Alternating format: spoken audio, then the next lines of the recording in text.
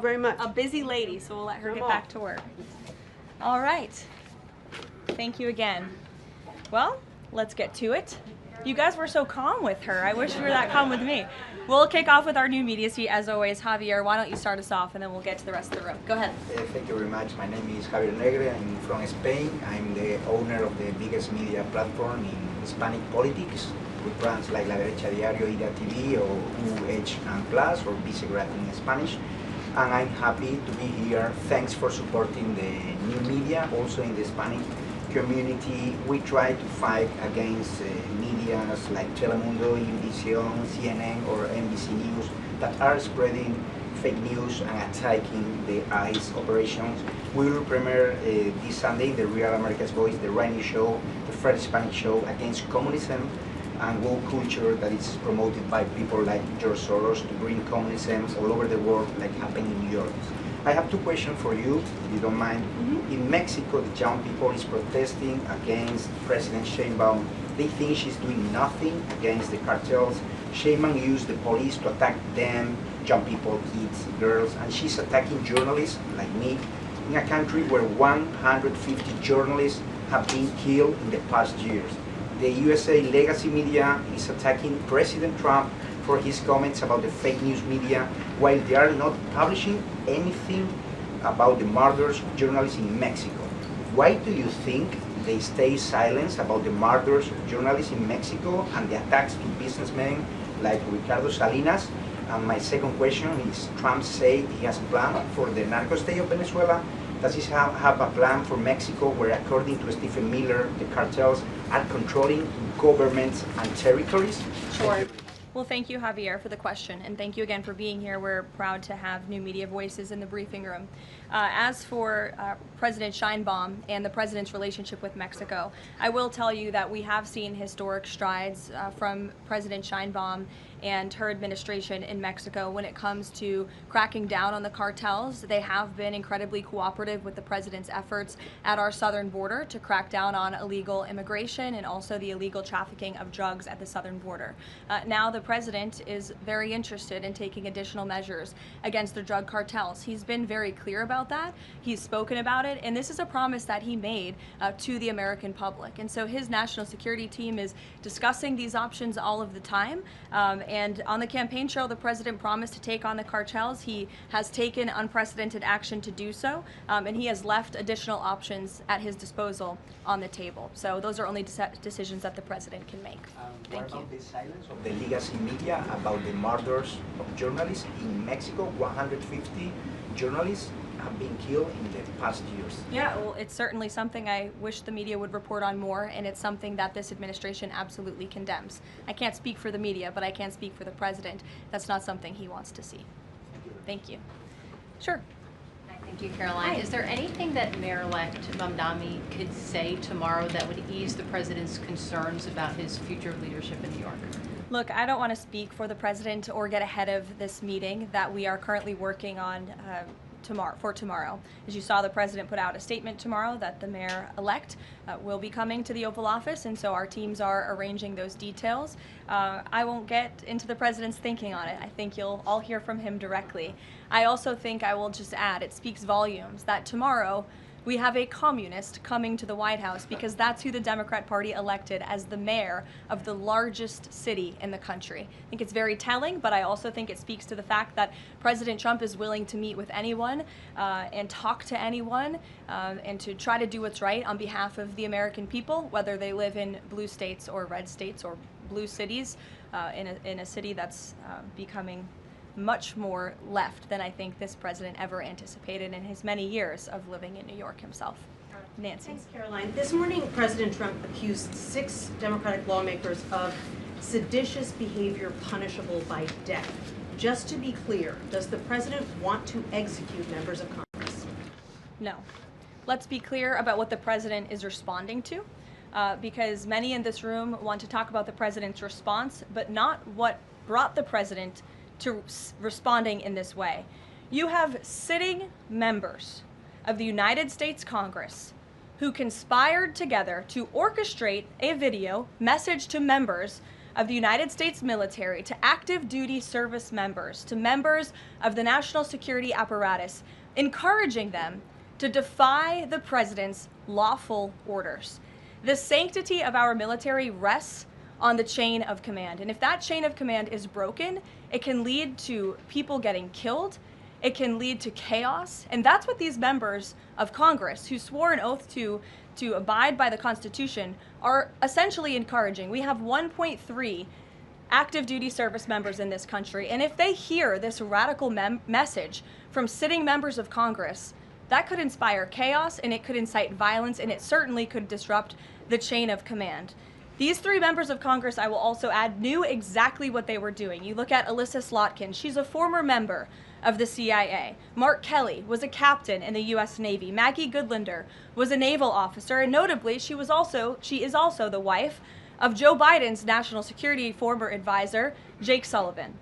And so these members knew what they were doing. They were leading into their credentials as former members of our military, as veterans, as former members of the national security apparatus to signal to people serving under this commander-in-chief, Donald Trump, that you can defy him and you can betray your oath of office. That is a very, very dangerous message, and it perhaps is punishable by law. I'm not a lawyer. I'll leave that to the Department of Justice and the Department of War to decide. But the president has Chris, frequently, but Caroline, can I just follow up? The president and the vice president, for that matter, have accused the other side of encouraging political violence. Isn't that exactly what the president is doing when he says that members of Congress should be killed? Why aren't you talking about what these members of Congress are doing to encourage and incite violence? They are literally saying to 1.3 million active duty service members not to defy the chain of command, not to follow lawful orders. Actually, every they said single you can refuse an illegal order, which but is they are illegal but from they're military suggesting, Nancy, that the president has given illegal orders, which he has not. Every single order that is given to this United States military by this commander-in-chief and through this chain of command, through the Secretary of War, is lawful. And the courts have proven that. This administration has an unparalleled record at the Supreme Court because we are following the laws. We don't defy court orders. We do things by the books.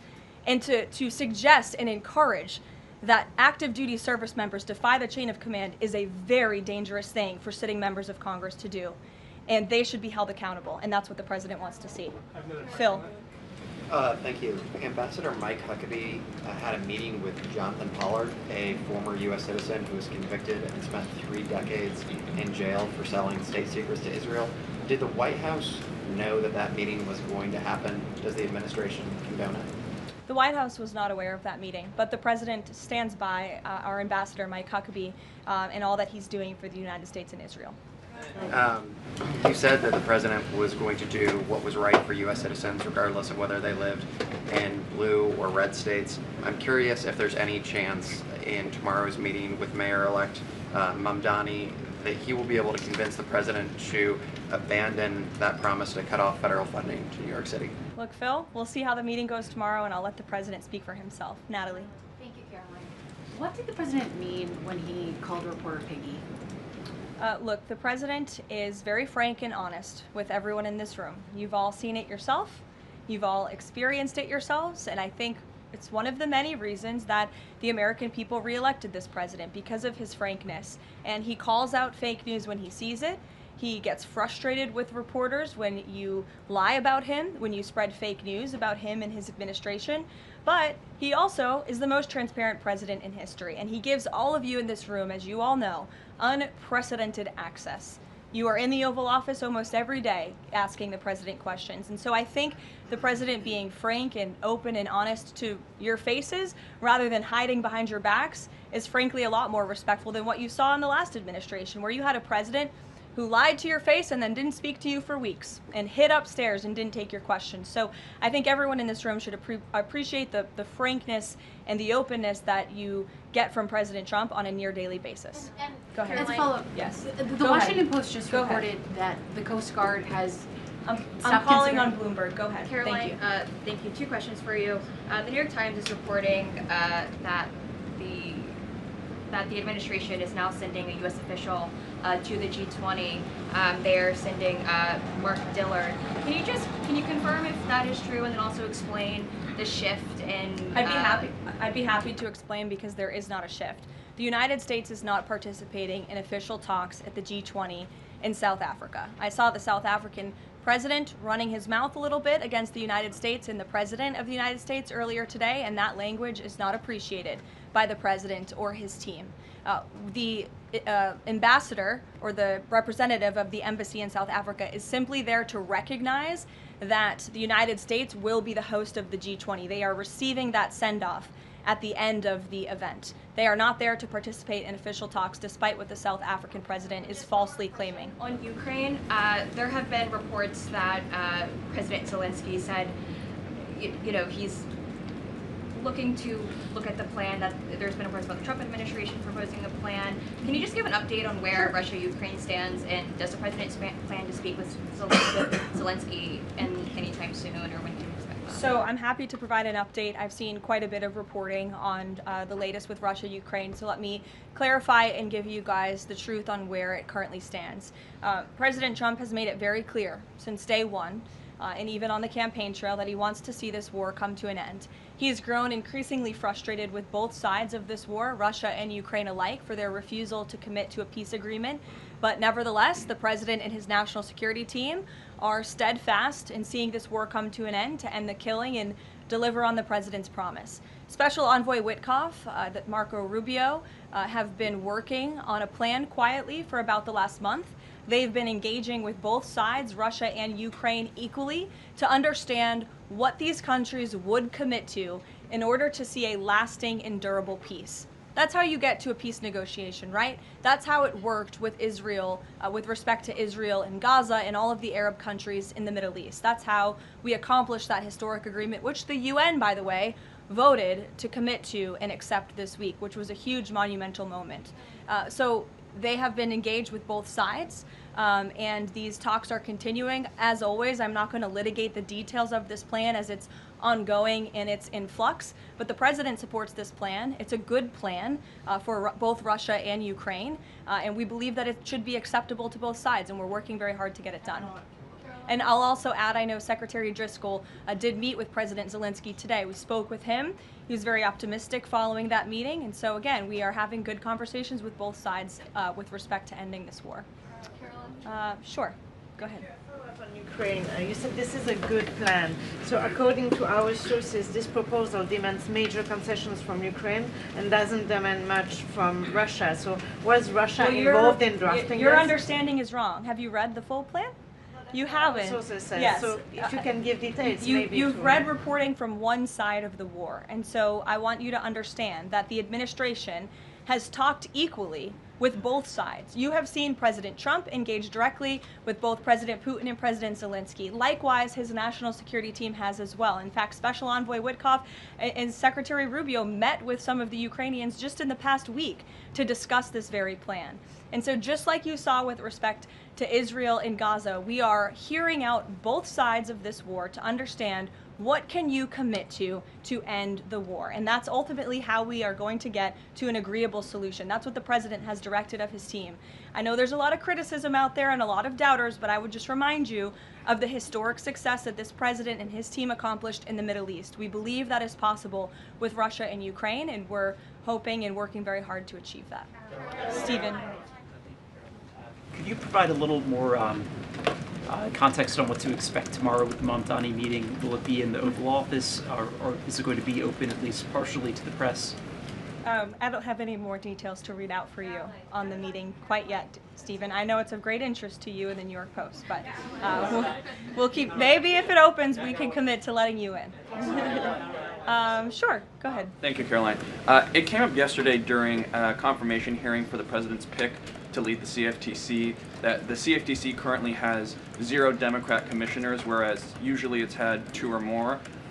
Does the president plan to appoint Democrats to financial regulators like the CFTC and SEC, or does the president feel that there shouldn't be Democrat leadership at those agencies, consistent with the administration's move earlier this year to remove Democrats from the FTC and other agencies? I'm going to be completely honest. I haven't spoken to the president about the CFTC in quite some time, but I'm happy to check in with our presidential personnel office and see if there's any updates that we can provide you there.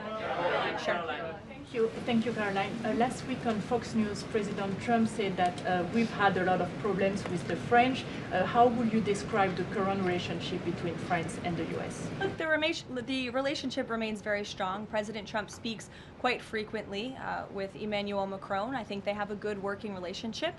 But the president is not shy to point out when he has disagreements with world leaders as well. And he's done that with respect to Mr. Macron as well. Deanna, go ahead. Caroline, there are reports that Qatar is acting as a mediator in the Ukraine peace process. Can you confirm that, and why did the president choose that country? I'm not going to get into further details other than what I previously shared, which I think was quite a bit of information. Brian? Thank you, Caroline. Two questions. We were talking about earlier in this briefing about the president's orders. You were going back and forth about what the ad said, what it didn't say. My first question is the ad, the advertisement that the Senate Democrats were featured in. So my first question is, no matter what the order is, it could be to any administration official, military or otherwise, no matter if legal experts might think it's illegal, does the president expect those cabinet members, administration officials to go ahead with those orders regardless of any outside thinking or experts? The president expects his cabinet officials in the administration to follow the law and to demand accountability and hold people accountable for their dangerous rhetoric. And I would just add that if this were Republican members of Congress who were encouraging members of the military and members of our United States government to defy orders from the president and from the chain of command, this entire room would be up in arms. But instead, it is the other way around, and I think that's quite telling. I'm going to let you all go because the president, excuse me, I appreciate the encouragement this afternoon, but President Trump is about to meet in minutes with Israeli hostages who this administration freed, and so I'm going to go up to that meeting, and you will hear more about that later. Thank you. Misquoted Democrats in that video. That's actually not what they said.